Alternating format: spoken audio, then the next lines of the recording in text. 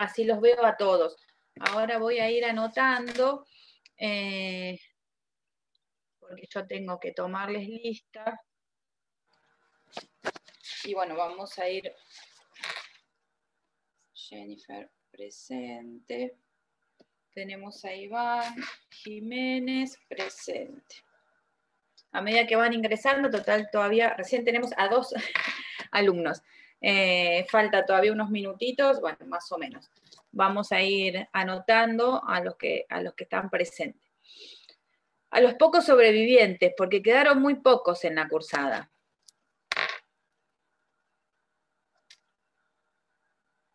A ver.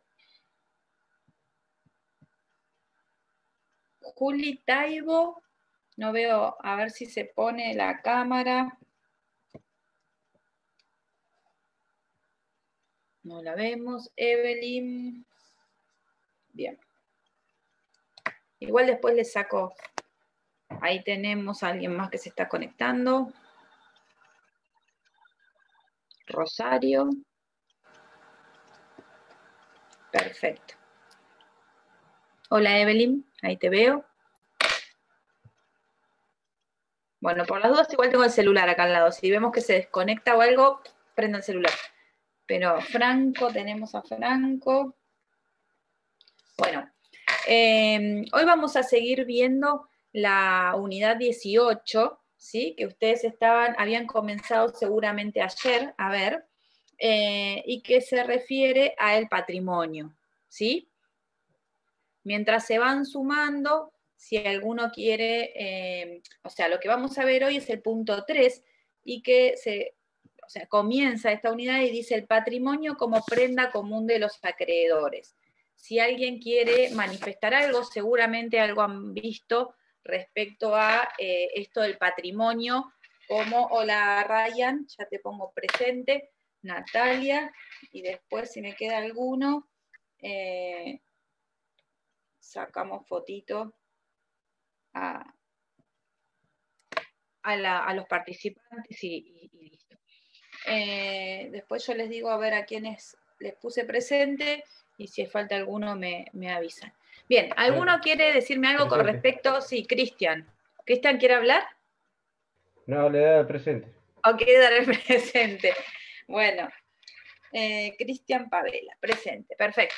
Bueno, ¿alguno que nos pueda referir algo con respecto a esto del patrimonio como prenda común de los acreedores? ¿Vieron algo? Sí. Esto lo han visto cuando vimos el tema de los atributos inherentes a la persona. Ya ahí comenzaron a hablar de este patrimonio como una universalidad jurídica. Y seguramente ayer continuaron viendo todo lo que se refiere al patrimonio. Cuando hablamos del patrimonio como prenda común de los acreedores, si nosotros nos remitimos ahora en el Código Civil y Comercial, vemos que dice garantía común de los acreedores.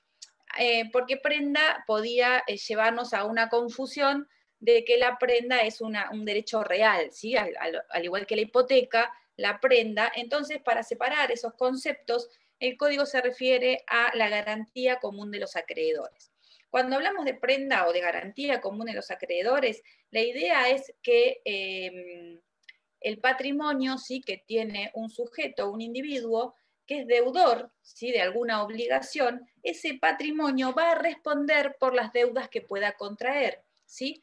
Ese patrimonio en un todo, ¿sí? Ya sea como conjunto de derechos presentes o futuros. Entonces, el titular de ese patrimonio, ¿cómo va a hacer frente a esas deudas que posee? Con el patrimonio propiamente dicho, ¿sí? Por eso decimos que es la prenda común de los acreedores o la garantía común de los acreedores. ¿Dónde está legislado? ¿Cuál es la recepción legislativa de este principio? En el Código de Vélez, ¿sí? No lo teníamos receptado en forma expresa. En ningún artículo decía o expresaba este principio general del patrimonio como garantía común de los acreedores. Sin embargo, la doctrina y la jurisprudencia lo aceptaban como un principio general de derecho. Actualmente tampoco lo vamos a encontrar, como van a ver ustedes, de una forma, en un articulado preciso o concreto del artículo tanto al artículo tanto, ¿sí? Sino que lo vamos a ir encontrando en normas dispersas en el código. Primero tenemos que partir del artículo 242, ¿sí? Del artículo 242 del Código Civil y Comercial y del artículo 743. En el primero de los artículos, ¿sí? Entonces, la recepción legislativa que actualmente tenemos nosotros está en el código, ¿sí? El Código Civil nos habla en forma expresa de esta garantía o de esta función de garantía que tiene el patrimonio, y partimos en principio de estos dos artículos, el artículo 242 y el 743. El 242 nos va a establecer al patrimonio como, en cuanto a su función, ¿sí? Esta función de garantía. Y el 743 nos va a hablar de los bienes que van a constituir la garantía de estos acreedores, ¿sí? ¿A qué bienes nos estamos refiriendo? El 242 que nos dice que todos los bienes del deudor, ¿sí? Van a estar afectados al cumplimiento de sus obligaciones y van a constituir esta garantía común de los acreedores. Esta es la regla general, ¿sí? Como vamos a ver ahora, es el principio general. Esto no quiere decir, porque ustedes me dirán, bueno, pero tal bien no lo podemos embargar o no lo podemos ejecutar. Bueno, esas van a ser las excepciones, que también establece el 242 al manifestar, salvo, ¿sí? O con las excepciones que establezca la ley, el Código Civil o legislaciones especiales. Sí, entonces, como principio general, el patrimonio del deudor va a ser la garantía común de los acreedores. ¿Qué queremos decir con esto? O sea, con garantía común de los acreedores, que si el deudor no cumple con sus obligaciones patrimoniales en forma voluntaria, ¿sí? Porque supónganse que yo contraigo con Cristian, no sé, una deuda dineraria, le debo a él una X cantidad de dinero y le cumplo, ahí se concluye con la obligación, ¿sí? Él, supónganse, me entrega una cosa y yo le pago. Entonces ahí no vamos a hablar de garantía común de los acreedores, porque los acreedores no van a tener ninguna incidencia en ese patrimonio. Cristian cumple, paga o yo le pago a él y concluye ahí, se extingue con la obligación. Sin embargo, puede ocurrir que este deudor no cumpla, ¿sí? Y que Cristian no me pague lo que me debe. Entonces ahí va a surgir esta garantía o esta función del patrimonio. ¿Qué va a hacer el acreedor? El acreedor lo que va a hacer es agredir, ¿sí? Decimos nosotros agredir los bienes del patrimonio del deudor. ¿Cómo lo va a hacer? Y bueno, mediante las acciones judiciales que establezca la legislación, ¿sí? ¿Cuál es la finalidad? La finalidad va a ser poder ejecutar, sí, o poder, ahora vamos a ver las medidas, las acciones que tiene este acreedor, pero la finalidad va a ser poder vender judicialmente esos bienes y poder así cobrarse, ¿sí? Lo que se le debe, ¿sí? Lo que nos dice la ley es hasta, o sea, va a satisfacer hasta la medida de su crédito, ¿sí? Si yo, supónganse ahora vamos a ver las medidas, pero si yo logro ejecutar un bien de Cristian, yo voy a poder satisfacer hasta la medida del crédito que tengo, ¿sí? Si él me debe 100 pesos, yo me voy a cobrar 100 pesos de ese producido, no es que me voy a quedar con todo el producido del bien, ¿se entiende? Entonces, ¿cuál es la finalidad de esta garantía? ¿Por qué es garantía de los acreedores? Porque los acreedores tienen derecho a ejecutar, ¿sí? A permitir la subasta judicial de esos bienes y poder cobrarse así sus acreencias, ¿sí? Y de esta manera poder satisfacer sus créditos. Como vamos a ver ahora, van a ver que puede haber acciones individuales que tengan estos acreedores, ¿sí? Estos acreedores, mediante estas acciones individuales, van a poder agredir el patrimonio del deudor a los efectos de satisfacer sus créditos, ¿sí? Esto que decíamos, Cristian no me paga, bueno, yo le voy a iniciar un juicio de cobro de pesos, le voy a embargar, le voy a ejecutar un bien que tiene y me voy a cobrar mi deuda de ese patrimonio de Cristian, ¿sí? Puede haber también acciones colectivas, ¿sí? En este caso, como vamos a ver ahora, a las cuales nosotros, o sea, las acciones colectivas vamos a ver que son el concurso y la quiebra. En este caso, ya no hablamos de un incumplidor, que es Cristian que me debe a mí 100 pesos, sino que son varios los acreedores y Cristian ya se encuentra en un estado de insolvencia y cesación de pagos, ¿sí? Ahora ya, después lo vamos a ver más específico. En ese caso, Perdón, el, profesora, ¿puede ser eso puede ser una empresa cuando es un conjunto que tiene claro, varios accionistas? vamos a ver, claro, antes de las reformas que se hicieron en la ley de concursos y quiebras, en la 24.522, antes se hablaba solamente de los comerciantes. ¿Sí? Los comerciantes eran los que podían pedir su concurso preventivo o la quiebra. Actualmente cualquier persona, generalmente se da en el ámbito de una empresa, ¿sí? En donde una empresa tiene mayor cantidad de deudas. Una persona particular es más raro que tenga muchos acreedores, ¿sí? Entonces, estas ejecuciones sí es cierto que se dan más en casos de empresas. En estas ejecuciones colectivas o acciones colectivas van a participar todos los acreedores de ese deudor, ¿sí? Y el patrimonio afectado, como vamos a ver después, va a ser toda la universalidad, ¿sí?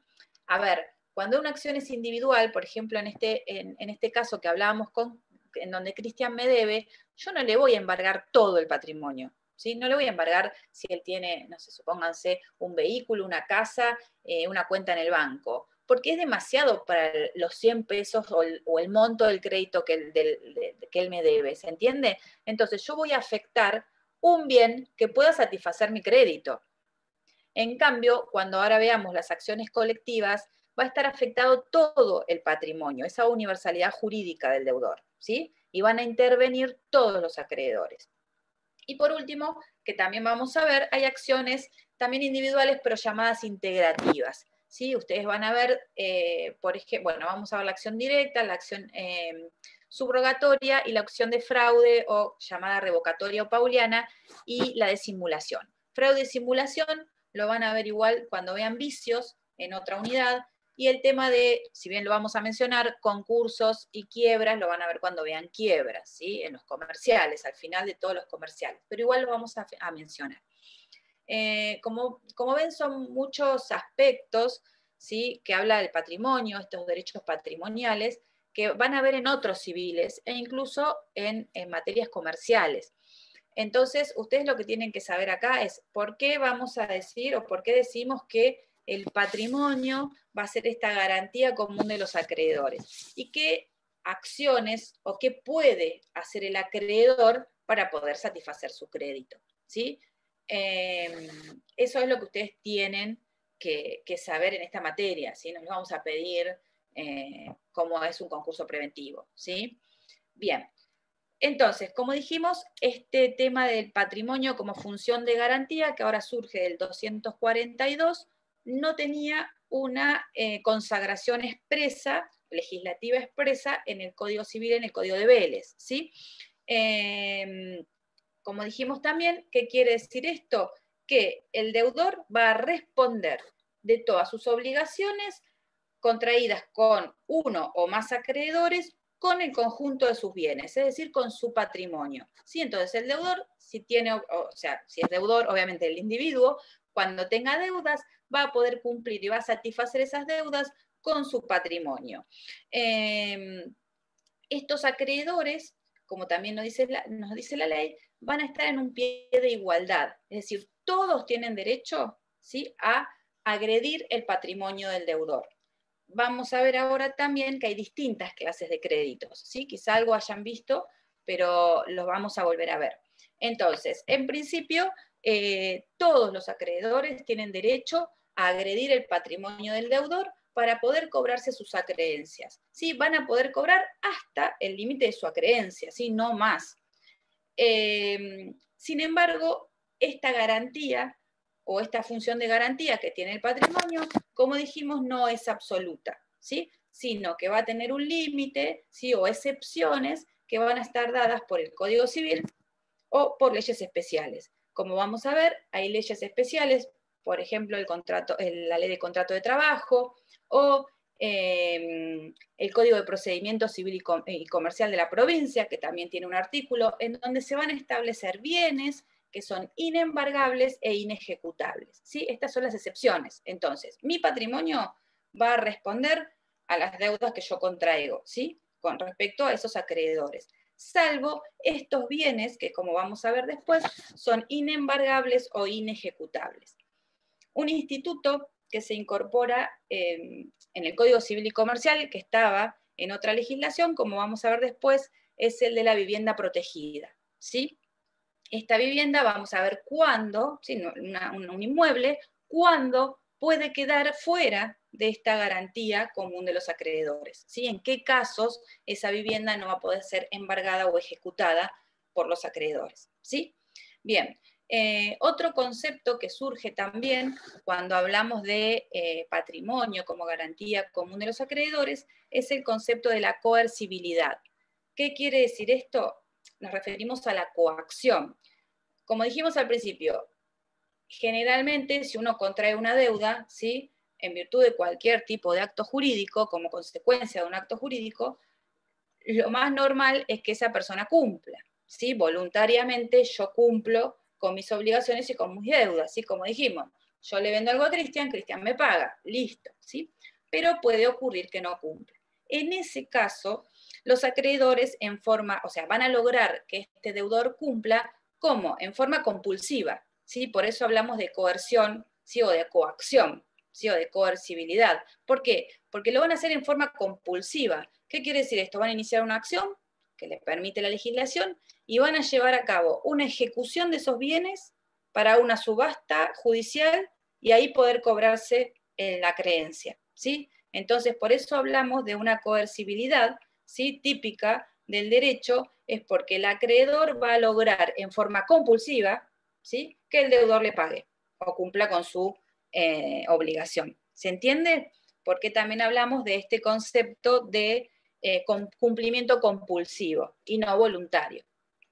Bien, entonces, dijimos que teníamos, ¿cómo va a ser el acreedor para poder cobrarse en forma compulsiva? ¿Sí? Porque ya a Cristian le mandé una carta documento, le pedí por favor, lo llamé 500 veces y no me paga, entonces voy a tener que iniciar una acción judicial. Dijimos que teníamos las acciones individuales, ¿sí? Y las acciones colectivas. La diferencia que podemos notar en estas están dadas en cuanto al presupuesto, a los presupuestos que se requieren para ejercer estas acciones y en cuanto a las finalidades, que esto también lo dijimos. En cuanto al presupuesto de una acción o de una ejecución individual, está dado por el mero incumplimiento de una obligación. ¿Sí? Entonces, ante un incumplimiento de una obligación, yo puedo iniciar las acciones, que ahora las vamos a ver, individuales o las ejecuciones individuales que me permite la legislación. Con respecto a las ejecuciones colectivas, el presupuesto está dado en la insolvencia y el estado de cesación de pago. ¿Sí? Esta persona es insolvente, ¿sí? No puede o se encuentra en un estado de cesación de pago. ¿Qué quiere decir esto? Que no puede hacer frente a sus obligaciones, por más de que quiera, ¿sí? No puede pagar. ¿Por qué? Porque, por ejemplo, como decía Viviana, es una empresa que no está trabajando, que no puede pagar los impuestos, que no le puede pagar a los empleados, que no puede pagar el alquiler de donde funciona, no puede pagar, ¿sí? Entonces, se encuentra no le puede pagar a los proveedores, entonces se encuentra en un estado de cesación de pagos. Puede ser que tenga bienes, pero no tiene solvencia, no puede cubrir sus deudas. Eso se da cuando hay una ejecución colectiva, ¿sí? Y en cuanto a la finalidad, como dijimos también, en lo que respecta a la ejecución individual, únicamente va a tener por objeto o por finalidad solucionar un incumplimiento obligacional, ¿sí? Específico, particular, la venta de lo que yo le dice a Cristian y Cristian me debe, ¿sí? Es un incumplimiento de una obligación y es específico. Mientras que la finalidad en las ejecuciones colectivas ya no es solucionar ese incumplimiento específico, sino la insolvencia de este deudor, ¿sí? ¿Qué hacemos con este deudor que tiene un montón de acreedores y no puede cubrir las deudas? ¿Sí? Podrán Perdón, pensar. profesora, Sí. te hago una consulta. ¿Esos acreedores tienen ciertas limitaciones para poder cobrar? Puede ser que haya un acreedor que tenga, como por ejemplo, un primer lugar ante que otro acreedor, depende de lo que se le adeude al acreedor, puede ser, o yo entendí mal lo que leí. No O es sea, como una depende. jerarquía en la parte Claro, de ahí vamos. acreedores. Ahí vamos. Solamente. Entonces, no es depende lo que se me adeude. O sea, no es que si... No, como una jerarquía, depende claro, a qué ahí acreedor sí. hablamos, a eso voy. Bien, entonces dijimos que como principio general o como regla general, todos los acreedores pueden ejecutar estos bienes, ¿sí? En posición igualitaria, ¿sí? Todos pueden o tienen derecho de ejecutar los bienes del deudor. Esta igualdad de derecho de los acreedores es la regla. Sin embargo, hay excepciones, que son las que bien dice Viviana, ¿sí? Que se dan cuando existe una causa legal de preferencia, ¿sí? Entonces, cuando hay una causa legal de preferencia, ¿qué quiere decir esto? Esto que decía Viviana, que algunos acreedores van a cobrar antes que otros, ¿sí? Van a tener preferencia en sus créditos van a tener preferencia en cobrar antes que otros créditos, ¿sí? Entonces, ¿cuáles son estas preferencias? Son las llamadas privilegios, ¿sí? Son los privilegios de origen legal, ¿sí? Los que establece la ley, y también las garantías convencionales, ¿sí? O también llamadas garantías reales, que están dadas por la hipoteca y la prenda, ¿sí? Que estas son de origen convencional, contractual, ahora lo vamos a ver. ¿Sí? Entonces, en el caso de que el deudor tenga impotencia del patrimonio para responder a sus deudas, es decir, no pueda responder con sus obligaciones, el producido de esos bienes, ¿sí? Nosotros vamos a lograr que se vendan los bienes del deudor. Se va a repartir entre los acreedores. Fíjense que acá hablamos de, sobre todo los acreedores en una ejecución colectiva, ¿sí? Si yo le embargo a Evelyn el vehículo, lo vendo en venta judicial, ¿sí? Y de ahí me cobro mi acreencia, a Evelyn le va a quedar el resto, y bueno, yo ya satisfice, ya hice, o sea, ya pude cobrar mi crédito, ahí se termina todo. Ahora, ¿qué pasa cuando hay muchos acreedores y los tenemos que, o sea, tenemos que satisfacer a todos con ese auto que se vendió, ¿sí? En ese caso van a empezar a surgir estas preferencias de acreedores, ¿sí? Estas distintas clases de créditos. Entonces dijimos que están los privilegios, que son de origen legal, los va a establecer la ley, surgen de la ley de una forma restrictiva, ¿sí? No lo pueden establecer ni el deudor, ni el acreedor, ni nadie, solamente van a surgir de la ley. Y estas convenciones o garantías convencionales o reales, que sí son de origen convencional, pero que también surgen de la ley, porque nosotros no podemos, son derechos reales, ¿sí? La hipoteca y la prenda. No podemos inventar derechos reales o crear derechos reales. Entonces, esta hipoteca y esta prenda, como ustedes bien sabrán, son convencional porque el origen es contractual. A ver, si yo compro un inmueble y entonces, como no tengo todo el dinero para abonarlo, lo hipoteco, ¿sí? Entonces, ese acreedor hipotecario va a tener una preferencia, ¿sí? Para cobrar su crédito, en el caso de que supónganse que yo no pago, y no le pago al acreedor hipotecario, tampoco le pago a Evelyn lo que le debo, ¿sí? Entonces, si Cristian es mi acreedor hipotecario, va a cobrar con preferencia, va a cobrar primero, ¿sí? A Evelyn, que tiene un crédito común, que ahora vamos a ver cuáles son, cómo se llaman, ¿sí? Entonces, Evelyn, que tiene ese crédito común que le decimos nosotros, son los créditos quirografarios, ¿sí? Los créditos quirografarios son los créditos comunes, ¿sí? No están acompañados de ninguna preferencia, no tienen garantía real, no tienen privilegio. Entonces, en caso de insolvencia, ¿sí? Van a percibir sus créditos después de que hayan cobrado todos los demás créditos con preferencia, ¿sí?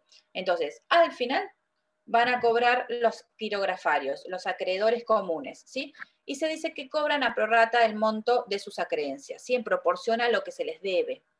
Bien, entonces, estos créditos quirografarios son los créditos comunes, no tienen preferencia y cobran al final, ¿sí? Mientras que los créditos privilegiados, estos créditos que, como dijimos, tienen preferencia, es cuando, o sea, cuando hablamos de privilegio, es la calidad que corresponde a un crédito, si no a la persona, sino al crédito, de ser pagado con preferencia a otro, ¿sí? Como dijimos, van a resultar exclusivamente de la ley, ¿sí? Son de carácter restrictivo, no podemos nosotros decir, este crédito es preferible, o sea, la deuda que yo tengo con Evelyn va a cobrarla antes que la que tengo con Cristian, ¿sí? Si no tiene un privilegio legal, no lo podemos hacer, surgen de la ley, ¿sí? Son de interpretación restrictiva, es decir, solamente los que establece la ley. Por ejemplo, ustedes me dirán, bueno, ¿cuáles? Por ejemplo, todos los impuestos, ¿sí? Los impuestos que debemos al Estado. Esos impuestos tienen un privilegio. En el caso, supónganse, de una ejecución colectiva, primero van a cobrar los agentes del Estado, llámesele en el caso de ARBA, impuesto inmobiliario, bueno, ARBA, impuesto municipal, etcétera, ¿sí? Los impuestos debidos al Estado. También, esto es porque se protege el interés público por sobre el interés privado, ¿sí? También a veces se intenta tutelar o proteger a las personas, por ejemplo, en el caso de los créditos laborales también tienen un privilegio. También todo lo que se refiere a los gastos de sepelio o a los gastos de última voluntad o de gastos de última enfermedad, ¿sí? Todos esos gastos, los honorarios de los profesionales, van a cobrar con preferencia, ¿sí? A otros créditos. Cuando nosotros en un proceso judicial, puede ser una ejecución también, hay varios acreedores que se presentan, en ese caso, cuando hay una venta, o sea, se subasta un inmueble, estos créditos, o sea, lo que hay que hacer, el abogado lo que tiene que hacer es un orden de preferencia, ¿sí? Entonces ahí se van a establecer cuáles van a ser los créditos que van a pagarse primero, ¿sí? Esto, los impuestos, si se deben expensas, si hay créditos privilegiados. Los créditos con garantía real, como dijimos recién, como son derechos reales, la hipoteca y la prenda. Son también una causa legítima de preferencia, ¿sí? Y por lo que también van a cobrar antes que los créditos quirografarios o comunes.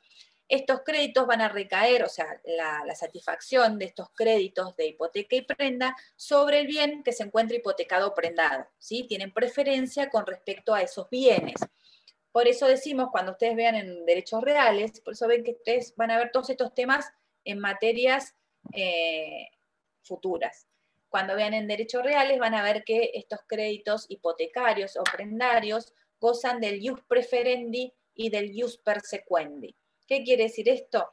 El derecho a preferencia, ¿sí? A cobrar antes que otros créditos, y el derecho a persecución. Estos créditos van a seguir con la cosa. Si la casa está hipotecada, ¿sí? Va a seguir hipotecada, y por lo tanto yo, como acreedor hipotecario, voy a poder cobrarle, o voy a poder cobrar mi acreencia de quien sea titular de esa cosa, ¿sí? Si yo hipotequé mi casa y se la vendo a Cristian, Evelyn, que es la acreedora hipotecaria, después le va a poder cobrar a Cristian, ¿sí? Porque esa hipoteca persigue a la cosa, ¿se entiende? Independientemente del titular que tenga, en este caso el inmueble. ¿Se entiende hasta acá? Porque decimos que estos créditos también tienen una preferencia y gozan del ius preferendi y del ius persequendi. Bien, entonces, como regla general, todos los acreedores están en un plano de igualdad, todos tienen derecho a ejecutar o a ejercer este principio de garantía común de los acreedores del patrimonio del deudor, pueden agredir ese patrimonio para poder satisfacer sus créditos. Sin embargo, esta es una regla general, y hay excepciones, que es cuando existe una causa legítima establecida por la ley para cobrar o para poder agredir ese patrimonio con cierta preferencia. Y está en los privilegios y en estas garantías reales de hipoteca y prenda, ¿sí? Bueno, como dijimos, ¿qué tiene que hacer el acreedor? ¿Sí? El acreedor, ¿qué va a ir a decirle? Bueno, Cristian, tengo una hipoteca, me tenés que pagar con preferencia al resto. No, va a tener que iniciar estas acciones que hablábamos hace un ratito, ¿sí? Ya sean individuales o colectivas. Existen también lo que se llaman medidas cautelares o medidas precautorias, ¿sí? Estas medidas, porque supónganse que yo tengo, que Cristian tiene una deuda conmigo, yo le voy a iniciar una ejecución, le voy a iniciar un cobro de pesos, voy a iniciar un juicio, una acción para que él me pague, pero hasta que me sale una sentencia, ¿sí? Puede pasar un cierto lapso, y Cristian vendió todos los bienes que tiene, ¿sí? Se desligó de todos los bienes que yo pueda en un futuro ejecutar y poder cobrar.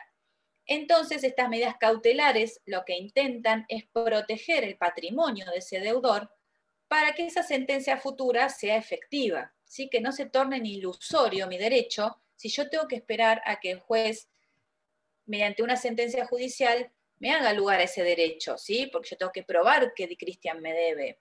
Entonces, hasta que yo espero esa sentencia judicial, cuando el juez dice, sí, Cristian le debe tanta cantidad de pesos, bueno, que Cristian le pague, puede ser que esa sentencia sea ilusoria, ya no la pueda hacer efectiva porque Cristian no tiene bienes en su patrimonio que yo pueda ejecutar en forma inmediata.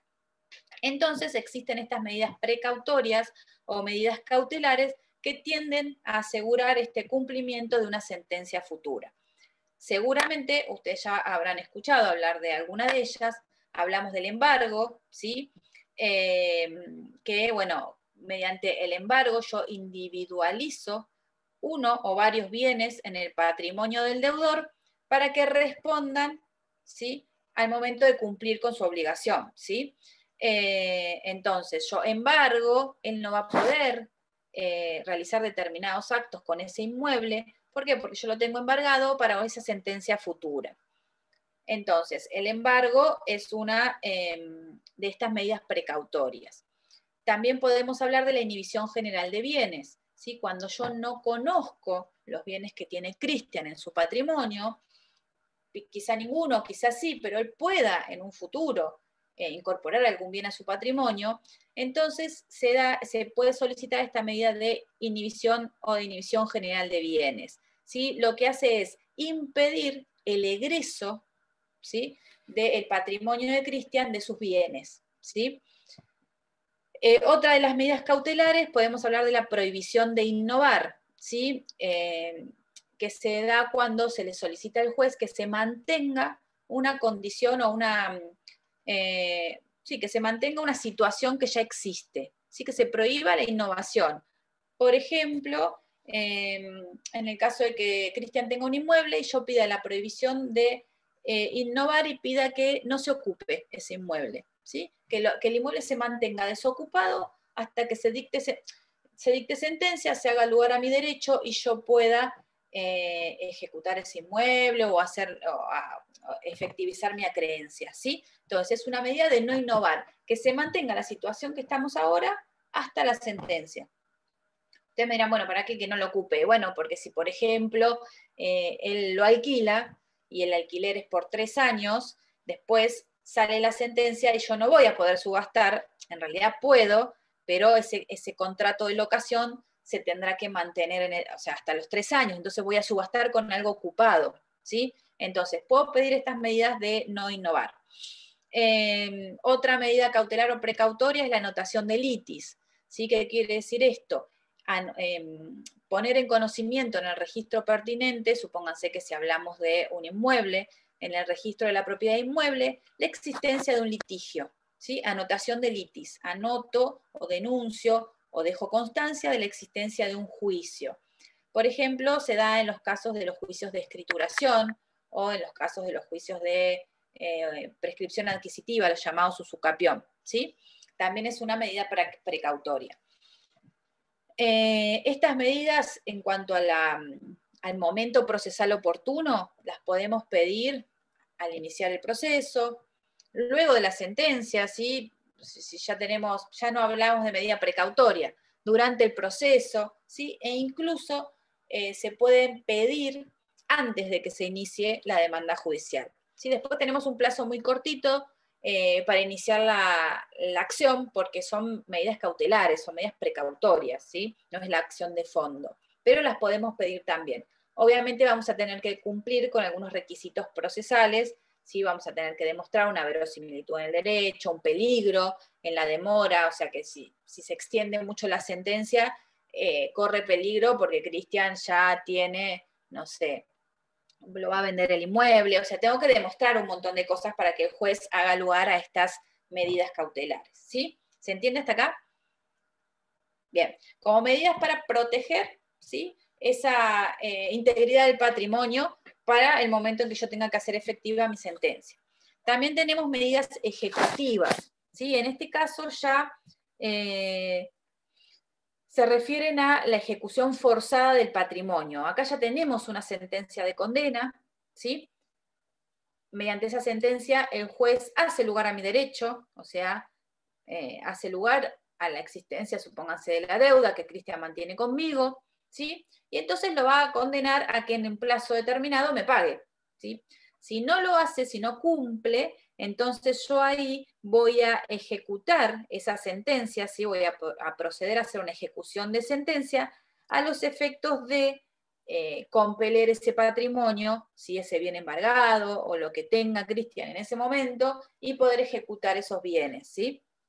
Entonces ya acá tenemos una sentencia de condena. También existen algunos juicios que, bueno, ustedes lo van a ver cuando vean procesal, llamados juicios ejecutivos, ¿sí?, que se dan cuando hay un título base de ese proceso, un título ejecutivo, en donde directamente, por ejemplo, en el caso de los cheques, los pagarés, ¿sí?, en donde no se discute si como un mutuo, bueno, a ver, que un mutuo es un préstamo en dinero, ¿sí? Sí, a ver si Cristian me prestó, si le pagué, si no le pagué, o no sé, supóngase un contrato de alquiler, bueno, yo digo que yo le pagué, Cristian dice que no me pagó, bueno, a ver si presenta los recibos, si no los presenta. En este caso, estos juicios ejecutivos, ya les digo, con un título ejecutivo, un cheque, un pagaré, etcétera, ya directamente va a salir una intimación de pago y embargo, ¿sí? Entonces ya no vamos a tener que llegar a una sentencia de condena, sino que directamente el juez va a decir, bueno, intimemos a Cristian a que pague, y si no paga, ¿sí?, se le va a embargar los bienes que tiene en su patrimonio. Sí, son como más cortitos, más expeditivos. Pero bueno, eso lo van a ver en procesal. Entonces tenemos medidas precautorias a los efectos de conservar este patrimonio o de protegerlo para obtener una sentencia efectiva en un futuro. Estas medidas ejecutivas, en donde ya se ejecuta, en donde ya se va a proceder a la ejecución de esos bienes y con el producido cobrar mi acreencia. Y tenemos las llamadas acciones integrativas. Estas acciones integrativas se dan en aquellos casos en los cuales el deudor no cumple, y no solo no cumple, sino que realiza determinadas acciones a los efectos de enajenar sus bienes, ¿sí?, ya sea, como vamos a ver ahora, en forma ficticia o en forma real, o se despreocupa de iniciar determinada acción, ¿sí?, o de hacer valer algún derecho que posee, eso en detrimento, ¿sí?, en perjuicio de sus acreedores. Estas acciones son la acción directa, la acción subrogatoria, la acción de simulación y la acción revocatoria o pauliana. Si alguien me quiere preguntar algo hasta acá. A ver. Evelyn y Cristian los tengo de ejemplo porque los tengo ahí con la cámara prendida. El resto se me fueron a tomar mate, me parece. No los veo. Bien, entonces, estas acciones, ahora tenemos a Viviana. La que no está, que no se había podido conectar, es Lorena, que me costó en el recuperatorio que se nos conecte. Pobre, tuvo un esfuerzo. Es más, en un momento estaba con el celular así, creo yo que no sé dónde, intentaba ponerlo para que tuviese señal. Sinceramente los felicito porque es un esfuerzo que hacen ustedes también para rendir los parciales de esta forma virtual. Así que a los que están y a los que no pudieron alcanzar el recuperatorio también, porque sinceramente, nada, es un esfuerzo que hacemos todos, pero ustedes, más los nervios, más la conectividad y todo, es un gran esfuerzo. Bien, entonces seguimos. Estas acciones integrativas. Tenemos la acción directa. Ustedes las van a ver cuando vean obligaciones, pero yo quiero que por lo menos tengan un concepto y vean la diferencia entre una y otra, y la posibilidad o el derecho que tiene el acreedor de poder agredir este patrimonio. La acción directa es cuando el acreedor, corresponde al acreedor para percibir, ¿sí?, para percibir lo que un tercero le debe a su deudor. ¿sí? Siempre hasta el importe de su crédito. ¿Sí? Entonces, corresponde al acreedor para percibir lo que un tercero le debe a su deudor, siempre respecto al importe de su crédito.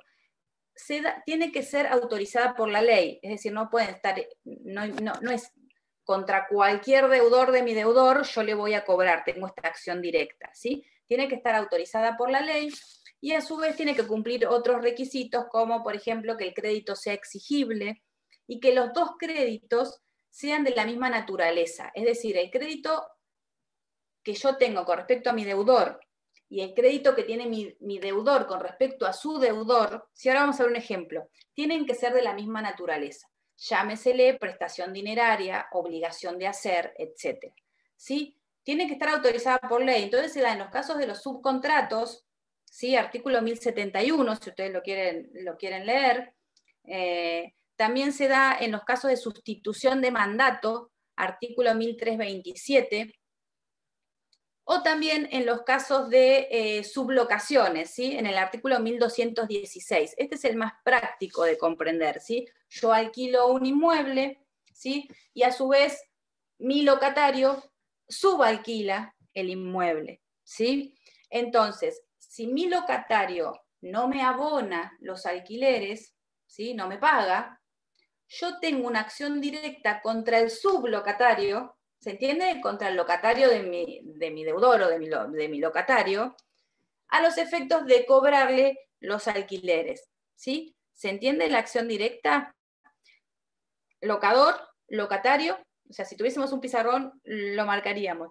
Locador, locatario, sublocatario. El locatario no le paga al locador, entonces el locador tiene la acción directa al sublocatario para cobrar los alquileres. ¿Sí? La naturaleza de las obligaciones es la misma, es un cobro dinerario, en este caso de alquileres. ¿Sí? Hay una obligación exigible porque este no me está pagando mi locatario. ¿Sí? Y la diferencia que vamos a ver también con la acción subrogatoria es que decimos también que es directa porque lo que yo le cobre al sublocatario va a ingresar en el patrimonio del acreedor.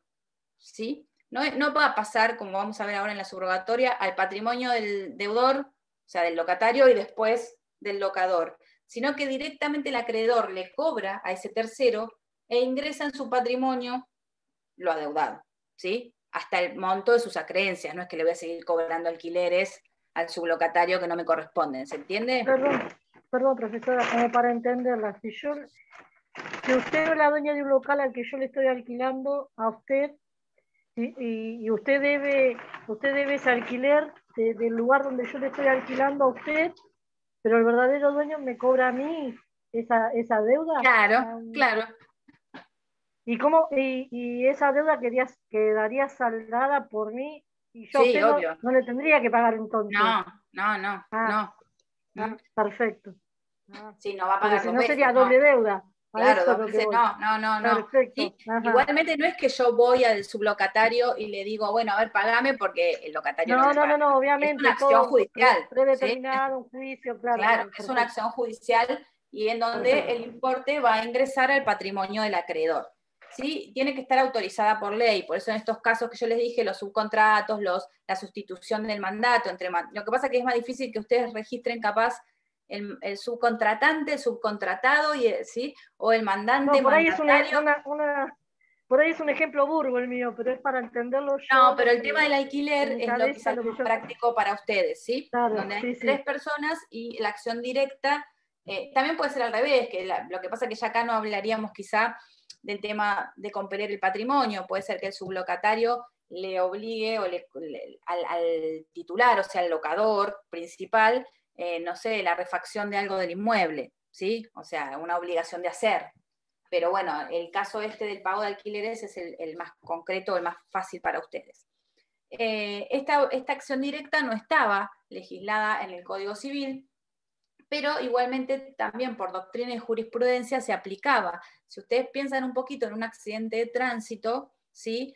En la ley de seguros, de aseguradoras de estos temas de responsabilidad civil, quizás no figure esta acción directa, pero en la doctrina acepta y en la práctica se hace que cuando yo reclamo, ustedes vieron que que sufre el accidente o el siniestro, le reclama al titular del auto, ¿sí?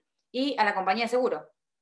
O sea que ahí tiene una acción directa, ¿sí? A la compañía de seguro. En realidad el titular le tendría que reclamar, pero entonces yo ahí reclamo a la compañía de seguro para que me pague, ¿sí? Ahí también habría una acción directa que, bueno, no está autorizada en la ley, pero está por la doctrina y la jurisprudencia está permitida. Con respecto a estas acciones directas, bueno, ya dijimos algunos artículos, igual pueden leer del 736 al 738, más estos ejemplos que están desparramaditos en el código. 739 a 742 hablamos de la acción subrogatoria. ¿Sí? Ya les digo, esto lo van a ir viendo después, pero por lo menos que sepan qué acciones tiene el acreedor y básicamente saber de qué se tratan, ¿sí?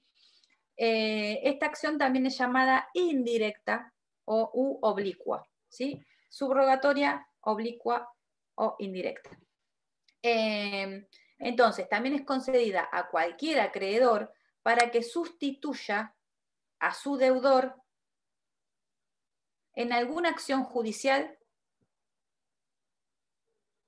tendiente a la percepción de un crédito, ahora lo explicamos, o reconocimiento de otro derecho patrimonial. ¿Qué quiere decir esto? Que yo me voy a poner en el lugar de mi deudor, ¿sí? Lo voy a sustituir para ejercer una acción a los fines de reclamar un crédito, ¿sí? U otro derecho patrimonial. ¿Sí? Entonces sustituyo, me subrogo, me pongo en los derechos de mi deudor. ¿Cuándo? Cuando este deudor, obviamente si es deudor, es porque hay un incumplimiento, y es remiso, es decir, no hace lo que, o sea, no inicia un juicio, por ejemplo, o porque no quiere, o porque no lo quiere hacer porque sabe que si lo inicia, va a ingresar a su patrimonio un bien, del cual yo, que soy acreedora, voy a intentar agredirlo. ¿Se entiende? Entonces yo me pongo en esa posición del deudor, me subrogo en sus derechos e inicio un proceso o una acción que el deudor no está haciendo, ¿sí? Es remiso en hacerlo, ¿sí? No lo hace porque no lo quiere hacer, omite, ¿sí? Y esto impide que yo cobre mi crédito.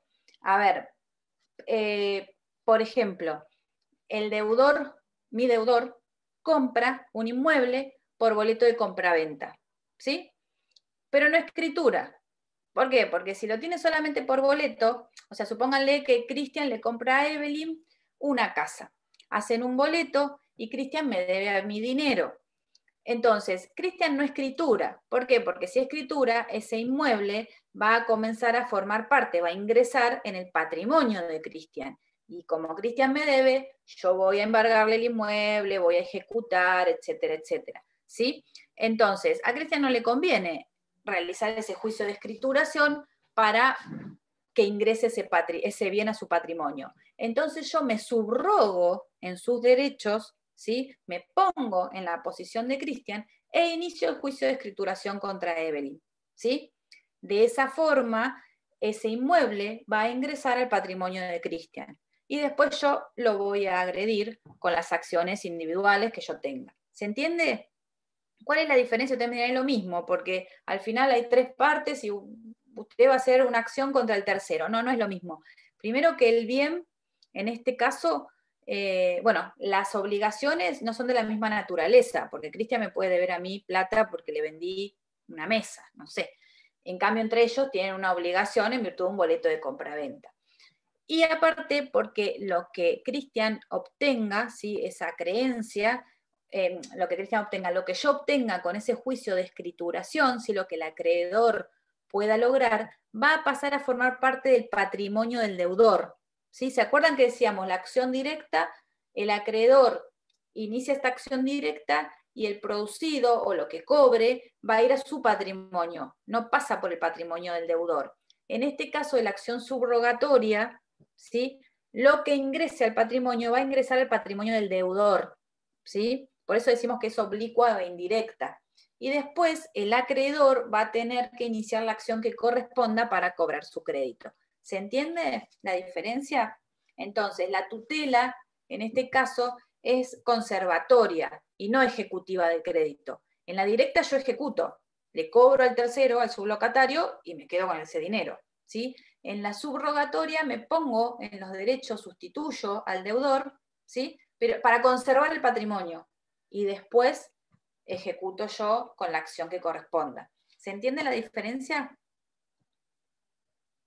¿Sí? Yo no estoy ejerciendo tampoco un derecho propio, sino un derecho que tiene Cristian. Pues yo no tengo ningún derecho de escriturar ni en virtud de un boleto de compraventa con Evelyn, ¿sí? Pero me subrogo en esos derechos del deudor a los efectos de conservar el patrimonio. Por eso decimos que son integrativas, ¿sí? Porque lo que trato yo es de integrar el patrimonio de Cristian para después yo poder cobrar mi crédito. ¿Se entiende? Sí, se entiende. Perfecto. Presente. Sí, los bienes se pueden vender embargados o prendados. El tema es que para el embargo ahí vamos a tener que levantar el embargo, y en el caso de la prenda es lo que yo les decía, como la hipoteca va a seguir a esa cosa, o sea que el acreedor prendario igual va a poder repeler ese auto, pónganse, ese bien mueble que está prendado. Entonces va a tener un ius persequendi y un ius preferendi. Yo no sé si alguien va a comprar, pero bueno, sí, puede ser que alguien compre con la hipoteca o alguien compre con la prenda. Son todos derechos reales que se encuentran inscriptos en los registros pertinentes, o sea que si yo compro sé que está hipotecado y sé que si no se paga esa hipoteca se va a ejecutar ese bien. Bien. Entonces, las acciones subrogatorias quedaron claras. Por ejemplo, esto del boleto de compraventa y la escrituración. Cristian es remiso, no por omisión o porque no quiere, no inicia esta acción de escrituración, la inicio yo contra Evelyn, el inmueble ingresa al patrimonio de Cristian y yo después lo embargo, lo ejecuto, ¿sí? Lo que tenga que hacer. Y después las últimas dos acciones que nos quedan dentro de las acciones individuales son la acción de simulación y la acción de fraude. Estas las van a ver cuando vean vicios. La acción de simulación, en este caso, como van a ver ustedes, hay un acto simulado, ¿sí? Como el nombre lo dice, un acto ficticio. ¿Sí? En realidad no existe el acto jurídico, o existe otro diferente, ¿sí? el acto jurídico que nosotros vemos es diferente al real, se oculta otro acto jurídico. Esto a grandes modos porque lo van a ver cuando vean simulación. Si, por ejemplo, puede ocurrir que yo quiera vender, le done, pónganse, mi inmueble a Federico, pero que en realidad entre ambos hagamos una compraventa. Simulemos una compraventa, pero en realidad él no me va a pagar un precio, ¿sí? Lo que estoy haciendo yo es donándoselo, ¿sí? Eso sería cuando yo oculto el verdadero acto jurídico. El que se ve es ficticio. O puede ocurrir que no haya acto jurídico, que en realidad simulemos con Federico una venta de mi inmueble, ¿sí? Y que en realidad yo no le vendí nada. Entonces, acá va a tener el acreedor el derecho a iniciar la acción de simulación. Usted me dirá, bueno, ¿y cómo sabe? Porque en realidad la compraventa se realiza, se formaliza, se inscribe en el registro. Sabrá, primeramente, ya les digo, lo van a ver cuando vean los vicios, pero por medio de los indicios, ¿sí? Una prueba muy importante en el tema de la simulación son los indicios. ¿Qué indicios? Y, por ejemplo, que yo le vendo mi casa a Federico, es una venta simulada, pero sigo viviendo en la casa. O Federico no tiene con qué pagarme, o sea, no tiene trabajo, no tiene ingresos, entonces, ¿con qué me paga? O Federico es mi pariente, o es mi amigo íntimo, ¿sí? Entonces, todos esos indicios, es insolvente, ¿sí? Todos esos indicios me hacen ver de que quizá esta venta fue simulada a los efectos de no pagar la deuda que yo puedo llegar a tener con un tercero, ¿sí? Entonces, el acreedor tiene la posibilidad de iniciar, ustedes ya van a ver cuándo y si puede realizarse entre partes o terceros pueden iniciar esta acción de simulación. Esta acción de simulación. ¿Para qué? Para hacer caer este acto jurídico ficticio, que salga la verdadera relación jurídica, en realidad que no hubo acto en este caso, y que, o sea, la sentencia lo que vamos a lograr es la nulidad de ese acto jurídico que celebramos de compra-venta entre Federico y yo, ¿sí? Entonces, con la acción de simulación, lo que se va a conseguir es que sea nulo, que no tenga ningún valor ese acto jurídico. ¿Bien? Y por último, la acción revocatoria o pauliana. Ustedes me paran si no se entienden, ¿sí? Si no se entiende la acción, pero después cuando lo lean van a, bueno, o con el ejemplo capaz, ¿sí? Ustedes sepan más o menos un concepto, pero después el ejemplo es lo que quizá lo que más les ayude. La acción revocatoria o pauliana es la que se da en el fraude, en los casos de fraude, y la ley va a considerar que hay actos jurídicos hechos en fraude a los acreedores cuando el deudor enajene algún bien provocando o agravando su estado de insolvencia. Estos actos, o sea, los que van a poder interponer estas acciones van a ser los acreedores quirografarios de fecha anterior al negocio jurídico. ¿Sí? Entonces van a poder promover esta acción los acreedores quirografarios de fecha anterior al negocio jurídico y cuando el deudor realice estas enajenaciones provocando su insolvencia o agravándola. En este caso los actos jurídicos son reales, no es que yo, o sea, yo le vendo a Federico mi casa, es real la venta, ¿sí? Pero con esta venta yo me insolvento más o agravo mi insolvencia, ¿sí? Y bueno, acá también se va a tener que demostrar esta acción, de este fraude, ¿sí? al acreedor, ¿sí? Yo vendo todo para que el acreedor no se cobre de esos bienes, ¿sí? Y con respecto a la sentencia o al efecto de la sentencia, ya no vamos a hablar de nulidad, sino que vamos a hablar de inoponibilidad, ¿sí? Cuando vean estas acciones o cuando vean estos vicios, van a ver la diferencia. Ya no va a ser nulo ese acto jurídico, sino que va a ser inoponible al acreedor que inició la acción, ¿sí? Únicamente con respecto al acreedor que inició la acción. Cuando hablamos de nulidad, es erga omnes, es hacia todos. Ese acto no va a ser válido con respecto a nadie, ¿sí? En el caso del fraude o de la acción revocatoria o pauliana, el efecto es distinto. Solamente tiene efectos de inoponibilidad con respecto al acreedor que inició la acción, ¿sí? ¿Se entiende? Igual lo van a volver a ver. ¿Sí? Son dos cosas distintas, la nulidad y la inoponibilidad. Pero ustedes todavía no vieron nulidades, cuando lo vean van a entender el efecto diferente. Bien, entonces, estas son las acciones individuales que tiene este acreedor a los efectos de poder compeler ese patrimonio y poder cobrar sus acreencias, hasta el límite de esa creencia, ¿sí? Yo no puedo cobrar más. Con respecto a la ejecución colectiva, que algo dijimos, actualmente, bueno, los antecedentes no los vamos a mencionar mucho, pero actualmente la ley 24.522 no fue modificada por el Código Civil y Comercial nuevo, y habla de dos supuestos, la quiebra y el concurso preventivo.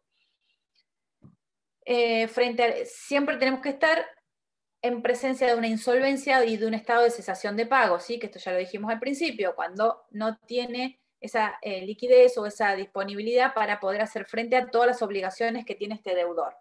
Cuando hablamos de concurso preventivo, es un procedimiento que se organiza a los efectos de no llegar al grado de la quiebra, ¿sí? Y en el concurso preventivo lo que puede hacer el deudor es negociar con esos acreedores que posee e intentar llegar a un acuerdo, ¿sí? Y poder así satisfacer esas deudas.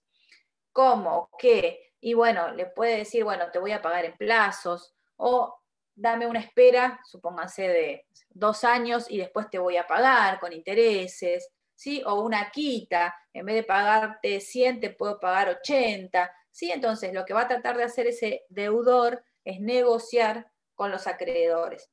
En el caso de que no lo pueda realizar y se decrete la quiebra, los efectos son más rigurosos, ya que en la quiebra se lo va a desapoderar de los bienes, ¿sí? A este deudor, se lo va a desapoderar de todos sus bienes, es decir, de los bienes que forman parte del patrimonio, se lo enajena, ¿sí? Y se los van a vender, se los va a enajenar a estos bienes, se los va a vender, y con el producido se va a distribuir el producido en los acreedores, ¿sí?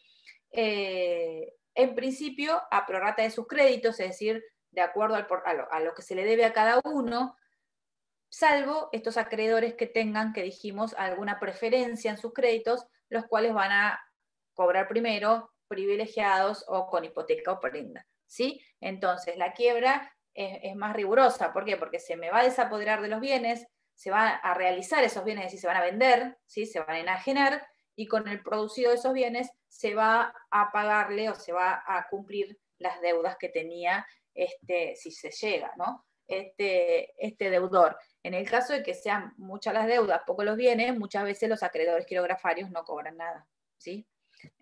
Porque no alcanza como para repartir la prorrata en estos acreedores quirografarios. Entonces, esta sería la ejecución colectiva. ¿Se acuerdan que decíamos que van a intervenir todos los acreedores, ¿sí? Y respecto no a un solo bien, sino a la universalidad jurídica de bienes que tenga, o sea, todo el patrimonio que tenga este deudor. ¿Sí? Bueno.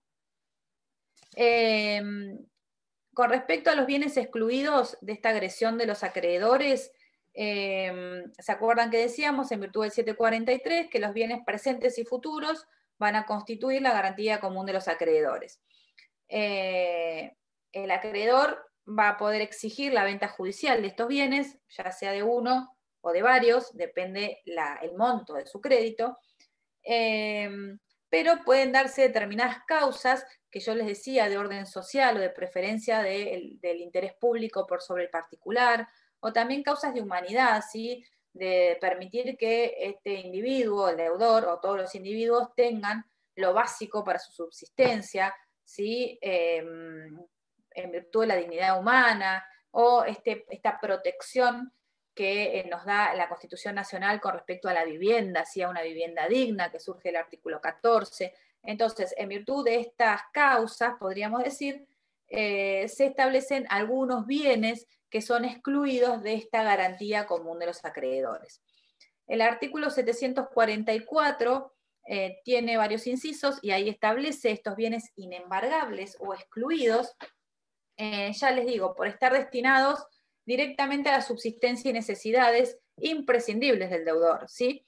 Ya sea por constituir sus medios de trabajo, porque imagínense que si se le embargan los instrumentos de trabajo, no va a poder realizar sus tareas, su actividad laboral, y por lo tanto, su profesión, supóngase su oficio, y por lo tanto no va a poder tener ingresos, y por lo tanto no va a poder pagar sus deudas. Entonces, es como todo un ciclo. Entonces hay determinados bienes o que son indispensables para la vida diaria de una persona, para su subsistencia. Entonces estos bienes son inembargables o inejecutables.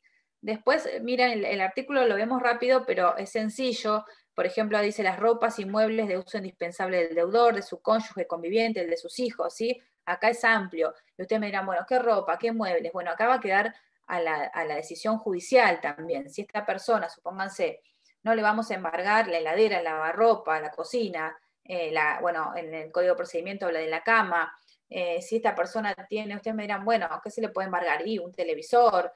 Si tiene 3 mesas con sillas, se le va a embargar una mesa y sillas. Ahora, si tiene una sola mesa con sillas, no le vamos a embargar la única mesa que tiene las sillas. ¿Por qué? Porque es inhumano, ¿sí? No podría seguir viviendo. Si tiene, supónganse, un único televisor, bueno, también podría decirse que esta persona, por una cuestión de dignidad, bueno, no le vamos a embargar el único, ¿sí? A ver, si tiene 5 televisores o 2 o 3, se le van a embargar. ¿Se entiende? Entonces va a quedar también a discrecionalidad judicial. Bueno, los instrumentos necesarios para el ejercicio personal de la profesión, arte, oficio, esto que dijimos recién, si la persona, si es una persona, supóngase una costurera, y le embargamos las máquinas de coser, no va a poder trabajar, entonces nunca va a poder pagar sus deudas, ¿sí? Entonces, este instrumento de trabajo no se lo vamos a embargar. Ahora, si yo tengo 3 computadoras en mi casa y con una puedo ejercer mi trabajo, bueno, me van a embargar la otra o las otras. Los sepulcros, bueno, dice afectados a su destino. Estos son bienes de naturaleza especial que están fuera del comercio ya. Bienes afectados a cualquier religión reconocida por el Estado, indemnizaciones. Bueno, ustedes vean el artículo, así no nos demoramos en esto, que es muy sencillo. El inciso E habla de derechos reales, o sea que más o menos saber de qué se trata, pero no se enrosquen demasiado. Y también este carácter de enumeración, algunos consideran que es taxativo, otros dicen que es enunciativo, porque en el inciso H habla de otras leyes. ¿Se acuerdan que decíamos que también no solamente va a estar establecidos los bienes inembargables o inejecutables por el Código Civil, sino por otras leyes, como yo les dije, por ejemplo, en la Ley de Contrato de Trabajo, ¿sí? Los sueldos no los podemos embargar, sino hasta un monto, ¿sí? Hasta un 20%, salvo que ustedes me dirán, bueno, sí, pero yo le estoy pasando alimentos a mi hijo y tengo embargado el 30% del sueldo. Bueno, con respecto a deudas alimentarias, ¿sí? En concepto de alimentos, sí se puede embargar más de ese 20%. Lo mismo en el caso de las jubilaciones y pensiones, que son inembargables salvo por deudas alimentarias. La ley 11.627 de arrendamientos rurales también habla de bienes inembargables en el ámbito rural, en el ámbito del campo, ¿sí? Los muebles útiles que tenga la persona, el agricultor, instrumentos de trabajo, animales de crianza, ¿sí? Entonces tampoco los podemos embargar. Y el Código de Procedimiento Civil y Comercial de la provincia de Buenos Aires, que yo les decía, también lo pueden ver, en el artículo 219, también habla de bienes inembargables, ¿sí? Ustedes fíjense que habla del hecho cotidiano, ropas, muebles, instrumentos necesarios para trabajo, ven que repite, ¿sí? Los sepulcros, bueno, salvo que el crédito corresponda a su precio de venta o construcción. Entonces también en el Código de Procedimientos habla de esas excepciones a esta garantía común de los acreedores que tiene el patrimonio, ¿sí? Por último, con respecto a esto, tampoco, o sea, el artículo 243 establece que tampoco podemos afectar directamente, o sea, podemos embargar, ¿no?, a los bienes particulares que estén afectados a una prestación de un servicio público, ¿sí? Siempre que esta prestación, si nosotros embargamos o ejecutamos uno de estos bienes, se vea afectada, ¿sí? Si la prestación no se ve afectada, no pasa nada. Pero si la prestación del servicio público se ve afectada por el embargo o la ejecución de un bien privado particular, en ese caso no podría tampoco embargarse. Ustedes me dirán, ¿cuándo? Bueno, por ejemplo, un colectivo, ¿sí? Una empresa, los colectivos de empresas particulares que tienen un servicio público, ¿sí? Entonces, si yo le embargo los colectivos, no se puede prestar ese servicio, se suspende el servicio público. Entonces ahí estaría dentro de estos bienes excluidos. O en el caso de una escuela, supónganse que es un bien particular del municipio, un bien privado del municipio, pero que está destinado a un servicio público, ¿sí? A dar clases escolares. Entonces tampoco podría embargarse ese inmueble, en realidad no la escuela, el inmueble, ¿no? De ese particular, o sea, que es la municipalidad, y bueno, y que está prestando un servicio público. Si no se perjudica la prestación del servicio, bueno, ahí sí podría llegar a embargarse. Bien, hasta acá vamos. Lo que nos resta, vamos a seguir un poquito más. Si nos queda algo, lo leen, y si no, lo vemos la clase que viene. Es el tema de la vivienda protegida. ¿Sí? Acá vamos a ver los artículos 244 al 256. No es complicado, pero bueno, esto, como les decía recién, y en virtud de esto de la constitucionalización, que ustedes hablan del derecho privado y que se les ha preguntado también en los parciales, sea algún ejemplo, en este caso la Constitución Nacional asegura el derecho al acceso de una vivienda digna, así como les decía antes, en el artículo 14, ¿sí? Se habla de la defensa de ese bien familiar que es la vivienda. Actualmente se legisla esta protección o de la vivienda protegida, este instituto, en estos artículos. Con anterioridad a la reforma del Código Civil y Comercial, existía, no existía, o sea, sí existía, pero ustedes ya la vieron, la ley 14.394, ¿sí? Ustedes la han sentido nombrar cuando vieron simple ausencia o ausencia simple y presunción de fallecimiento, ¿sí? Seguramente como antecedente la han nombrado. Esta ley, por eso le dicen que es una ley ómnibus, o era llamada ley ómnibus, porque tenía muchos institutos juntos, ¿sí? Hablaba del bien de familia, de la simple ausencia, de la presunción de fallecimiento. En esta ley se legislaba o se protegía este régimen de la vivienda familiar, ¿sí? Ustedes han escuchado seguramente el bien de familia, ¿sí? Tengo la casa puesta en bien de familia, ¿sí? ¿Qué quería decir esto? Que esa familia, ese bien, si ese inmueble, dispuesto o constituido como bien de familia, sí quedaba excluido del poder de agresión de los acreedores posteriores a la afectación. ¿Sí? Si yo afectaba mi inmueble como bien de familia, todos los acreedores posteriores no podían agredir ese inmueble, ¿sí? Por deudas o por obligaciones posteriores. Actualmente ya no hablamos de bien de familia, sino que hablamos de vivienda protegida. ¿Por qué? Porque como tiene un fundamento constitucional, no intentamos proteger solamente, o la ley, ¿no? El legislador no intenta proteger solamente al inmueble en donde habita una familia, ¿sí? O al inmueble donde el titular vive con su familia, sino a cualquier persona, tenga o no familia, ¿sí? Porque puede ser que la persona viva sola, ¿sí? Entonces también se protegería ese inmueble o esa vivienda en donde el individuo vive solo y no necesariamente con su familia. Entonces, esto a los efectos de lograr igualdad entre todas las personas. Así se legisla estos artículos del 244 al 256. Entonces, la afectación de la vivienda a este régimen legal va a implicar esto, al igual que en la 14394, que no se va a poder ejecutar ese inmueble o esa vivienda por deudas posteriores a su inscripción, ¿sí?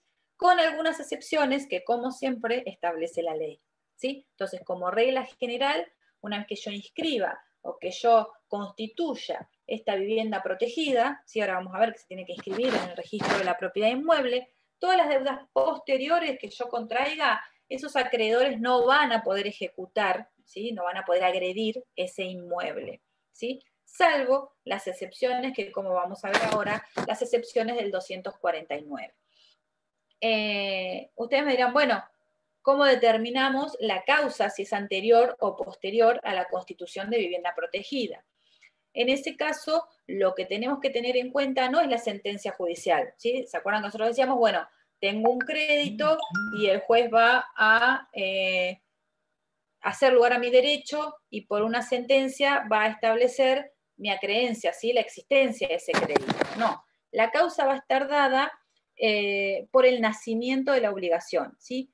¿Cuál es el momento en que nace la obligación que va a dar lugar con posterioridad a esa deuda? ¿Se entiende? Por ejemplo, en el caso de que yo tenga un accidente de tránsito, ¿sí?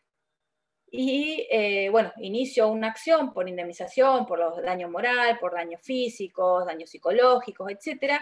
El juez me dice que sí, que tengo razón, y por lo tanto condena a X a pagar toda esa indemnización. La causa, ¿sí? Cuando vamos a, si es anterior o posterior, la causa va a estar dada en el momento en que surge la obligación. ¿Cuándo es? En el momento del siniestro, ¿sí? En el momento del accidente. Esa es la fecha que nosotros vamos a tener en cuenta para saber si la deuda va a ser posterior o anterior a la constitución de bien de familia, de la vivienda protegida, ¿sí?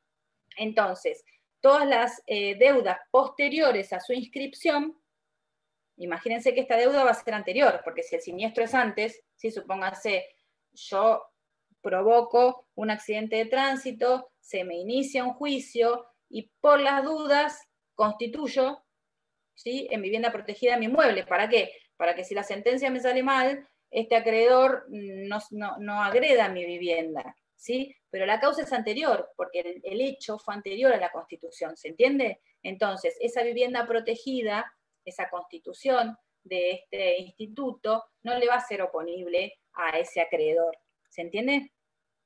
Bien, entonces, todas las deudas posteriores a su inscripción no van a permitir que yo ejecute con respecto a la vivienda. ¿Qué vivienda se puede afectar? Bueno, en realidad solamente se puede afectar una vivienda, eso no implica que la persona tenga varias, ¿sí? Pero tiene que elegir una.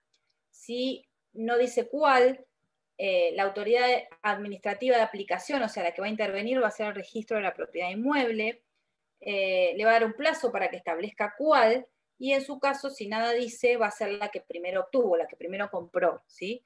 Entonces, podemos proteger cualquier vivienda, y también lo que establece la ley, el código, que es algo nuevo, es que puede ser en su totalidad o una parte de su valor, ¿sí? Entonces, esta protección puede recaer sobre toda la vivienda o sobre solamente una parte de su valor. Con respecto a los legitimados, bueno, también se puede, dice el 256, se puede afectar un inmueble rural, ¿sí? Los inmuebles rurales, es decir, los que están en el campo, también pueden afectarse con este Instituto de la Vivienda Protegida, siempre que no exceda, dice el 256, de la unidad económica. ¿Qué quiere decir esto? Que teniendo en cuenta la legislación local, ¿no? Que como, sobre todo en Argentina, hay tanta extensión de tierra, esta unidad económica va a depender de la zona donde se encuentre el inmueble. ¿Por qué? Porque una zona, el valor del suelo puede ser un valor en el sur y otro valor puede tener, no sé, en el norte de nuestro país, ¿sí? Entonces, siempre que no exceda ese valor o esa unidad económica que establezca la legislación local. Sí, para poner un tope, porque si no puede ser que tenga 700 hectáreas y yo las ponga todas como bien o sea, una casa súper suntuosa y que yo lo ponga como vivienda protegida, ¿sí? En perjuicio de los acreedores. Entonces, se permite los inmuebles rurales, pero establece esta limitación. Entonces, no podemos afectar más de un inmueble, la afectación se inscribe en el registro de la propiedad inmueble, esto a los efectos de una adecuada publicidad a terceros. Si no digo cuál y tengo varias, se me va a intimar a que diga cuál, y si no, la primera que adquirí es la que va a ser afectada con este régimen. Con respecto a quienes pueden solicitar esta afectación, también surge de la ley que lo puede hacer el propietario, ¿sí? del inmueble, en el caso de que se trate de un condominio, es decir, que sean varios los cotitulares de ese inmueble, también lo pueden hacer todos los condóminos, ¿sí? En este caso deben solicitarlo todos los condóminos en forma conjunta. También puede ser establecido, o sea, puede afectarse un inmueble por disposición de última voluntad, es decir, por testamento, ¿sí?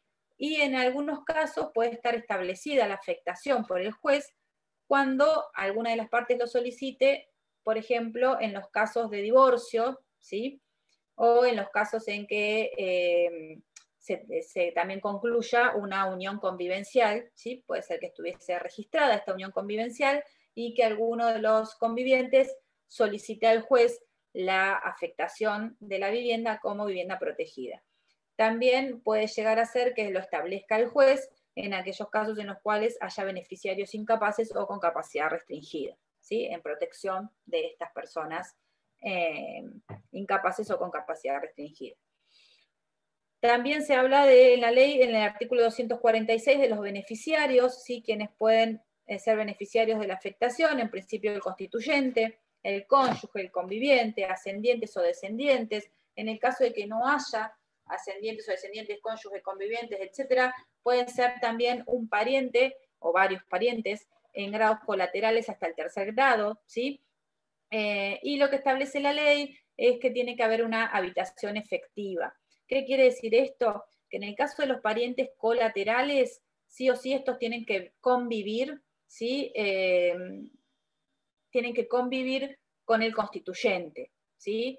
En el caso de los otros beneficiarios, cónyuge, conviviente, etcétera, no es necesario la convivencia conjunta de todos los beneficiarios, ¿sí? Es suficiente con que uno solo de esos beneficiarios viva en el inmueble. Por lo tanto, lo que la doctrina dice es que si el constituyente, que es el titular, vive ahí, vive solo, bastaría como para que se haga efectiva esta protección de la vivienda, ¿sí? Entonces, no necesariamente tienen que convivir todos, basta con que viva uno, por eso habla de una afectación efectiva, ¿sí? Para que se utilice esta vivienda, que solamente puede ser que viva ahí el constituyente. Ahora, si los beneficiarios van a ser parientes colaterales hasta el tercer grado, sí tienen que convivir con este constituyente para que se mantenga esta protección. ¿Cuáles son los efectos? Bueno, como dijimos, el efecto de la afectación es que no puede ser ejecutada por obligaciones posteriores a su inscripción, ¿sí? Hay algunas excepciones, como dijimos, que surgen del artículo 249. También son sencillas de ver, pero bueno, dice, por ejemplo, la excepción está dada por obligaciones por expensas comunes y por impuestos, tasas o contribuciones que graven directamente el inmueble. ¿Sí? Entonces, todas las deudas que yo tenga por expensas comunes, en el caso de que estemos hablando de una propiedad horizontal, ¿sí? O que provengan de estos impuestos del Estado, con respecto a esas deudas, no va a ser oponible esta constitución como vivienda protegida. ¿Sí? Me van a poder embargar, me van a poder ejecutar por estas deudas. ¿Por qué? Porque si no fuera esto una excepción, la persona, el constituyente, constituiría esta vivienda protegida y no pagaría más, ¿sí? No paga más impuestos, no paga más expensas, y lo cual acarrearía no solo un perjuicio para el Estado, sino para toda la comunidad, ¿sí? Lo mismo en el caso de si no pago las expensas, no solo traería un perjuicio al consorcio, sino a todos los copropietarios, ¿sí? Al consorcio mismo. ¿Por qué? Porque van a tener que pagar más, hay un deudor en el edificio, ¿sí? Se va a prorratear la deuda de este en todos los demás. Entonces, por una cuestión de esto que yo les decía, de que prime ese derecho público, no por el derecho público en sí, pero sino ese derecho de todos por sobre un derecho individual, en este caso, esto sería una excepción a este régimen de vivienda protegida. El inciso B, bueno, se refiere a las obligaciones con garantía real sobre el inmueble. ¿Cuáles son las obligaciones? Por ejemplo, las hipotecas, ¿sí? La hipoteca es una obligación con garantía real sobre el inmueble. Entonces, en los términos del 249 y del 250, el acreedor podría ejecutar, aunque la deuda sea de causa posterior o anterior, en realidad en este caso posterior, a la afectación, ¿sí? Entonces, si tenemos una garantía real de hipoteca, aunque sea de causa posterior, igual vamos a poder ejecutar. Obligaciones que tienen origen en construcciones u otras mejoras realizadas en la vivienda. Bueno, esto también se refiere a la vivienda en sí. Si yo la estoy mejorando, por ejemplo, supónganse, no sé, que la amplié, o que en ese caso todo lo que se refiera a materiales, manos de obra, no sé, honorarios de profesionales que intervinieron, aunque sean posteriores, también van a estar exceptuados de esta vivienda protegida o de este instituto. O, por ejemplo, si hablamos de una empresa que realizó la pavimentación de la calle, esa deuda también sería, aunque sea posterior, tampoco le sería oponible esta vivienda protegida. ¿Se entiende? Lo que sí podría embargarse, los que sí son embargables, serían los frutos, ¿sí? Si bien yo no puedo embargar el inmueble, sí podría llegar a embargar los frutos que produce el inmueble, no los productos, sí los frutos, ¿sí? Siempre que no sean necesarios para satisfacer las necesidades de los beneficiarios. Así lo establece la ley. Por ejemplo, ustedes me dicen, bueno, ¿cuáles serían los frutos? ¿Sí? Siempre que no sean necesarios para satisfacer las necesidades básicas de esos beneficiarios, ¿sí? De los beneficiarios. Los frutos son todas aquellas cosas que da, que da el inmueble en este caso, o que da la cosa, y que se vuelven a producir, ¿sí? Que no se agotan. Por ejemplo, en el caso de un campo, bueno, no sé, la producción de trigo, supónganse, ¿sí? Es un fruto natural.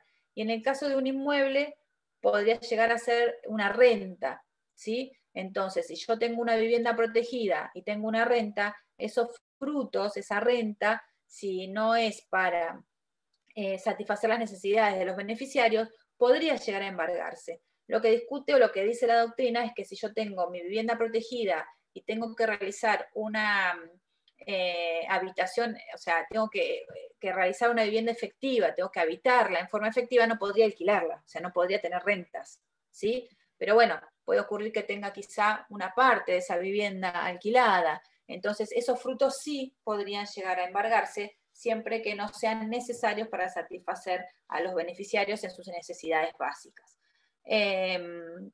Hasta acá vamos más o menos, yo voy medio rápido porque se nos va el tiempo. Lo que nos quedaría es la subrogación real, que sí es un aspecto que también importante, que introduce el código nuevo, ¿no? Que introduce un aspecto nuevo que introduce el Código Civil y Comercial. Y después, por último, los casos de desafectación. Eso, no sé, eso lo podrían ver ustedes solitos, es el artículo 255, ¿sí? Cuando se va a ver desafectado este régimen de vivienda protegida. ¿Qué quiere decir esto? Que va a ser un acto por medio del cual se deja sin efecto la Constitución, se extinguen estas consecuencias legales del instituto de la vivienda protegida y también se va a asentar o se va a dejar constancia en el registro de la propiedad inmueble. Es como si fuese una cancelación de esta Constitución de vivienda protegida. Que no es lo mismo hablar de desafectación que inoponibilidad, ¿sí? de este instituto o de esta Constitución. Y con respecto a la subrogación real, que sí me interesa un poquito más, porque es una novedad, está establecida o receptada en el artículo 248. ¿Sí? La subrogación real es un instituto del derecho que se da o que se presenta cuando una cosa ocupa el lugar jurídico que corresponde a otra cosa. ¿Sí? Entonces, es un instituto que se va a presentar cuando una cosa ocupa el lugar jurídico que corresponde a otra. El 248 nos dice que la afectación se transmite a la vivienda adquirida en sustitución de la afectada y a los importes que la sustituyen en concepto de indemnización o precio. ¿Qué quiere decir esto? Que la afectación se va a transmitir mediante subrogación real. ¿Cuándo? Cuando se adquiera una nueva vivienda. Si yo tengo una vivienda que compré, supónganse, en el 2000, en el 2015 la afecté con este instituto de la vivienda protegida. Y en el 2020 la vendí y me compré otra. Bueno, este instituto o sea, esa vivienda, la vivienda protegida va a recaer sobre la que yo compré en el 2020, ¿sí? Pero la fecha de inscripción se va a seguir tomando desde el 2015, ¿sí? Se sustituye una cosa, ocupa el lugar jurídico que tenía otra. ¿Se entiende? Mi vivienda nueva ocupa el lugar jurídico que tenía mi antigua vivienda. Por lo tanto, está protegida desde el 2015, no desde el 2020. ¿Se entiende? Por eso hablamos de una subrogación real. ¿Sí? Ustedes me dirán, bueno, ¿qué importa si está igual protegida? Bueno, no, pero no es lo mismo, ¿sí? Recuerden por el tema de las deudas, si son anteriores, si son posteriores, si yo puedo embargarla o no puedo embargarla, no es lo mismo que yo la tenga protegida desde el 2015 a que la tenga protegida desde el 2000. Quiero bajar el celular y no puedo. Bueno, que la tenga protegida desde el 2020, ¿se entiende? Entonces sustituyo, se hace subroga en forma real ese instituto de la vivienda cuando yo compro otra. Lo mismo ocurre, dice, que se sustituye en concepto de indemnización o precio. ¿Qué quiere decir esto? Que si yo, por ejemplo, supónganse mi casa sufre un incendio, ¿sí? Y me pagan una indemnización, también ese monto, ese dinero, va a estar protegido, ¿sí? O lo mismo si es expropiada, supónganse, también voy a cobrar un dinero por esta expropiación como indemnización, también esa protección de esa vivienda va a recaer sobre ese dinero, ¿sí? O bueno, dice el precio, en el caso de que yo la venda y tampoco compre otra vivienda, ese precio también va a estar protegido y no puede ser ejecutado, embargado, etc. ¿Sí? Yo voy a tener que demostrar que ese precio lo obtuve como consecuencia de la venta de esa vivienda. ¿Sí? Algunos están en desacuerdo porque dicen, bueno, al final tiene dinero líquido y podría cubrir las deudas de sus acreedores, aunque sean anteriores o posteriores a la afectación de la vivienda.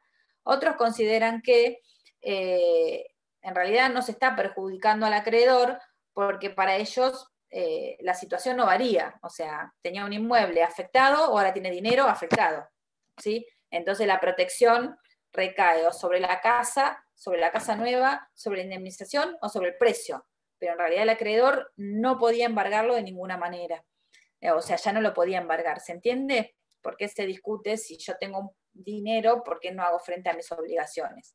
¿Mm? ¿Se entendió más o menos la protección de este instituto? Obviamente está dentro de estas excepciones de bienes inembargables o inejecutables y dentro de la excepción al patrimonio como garantía común de los acreedores. ¿Alguna consulta? No.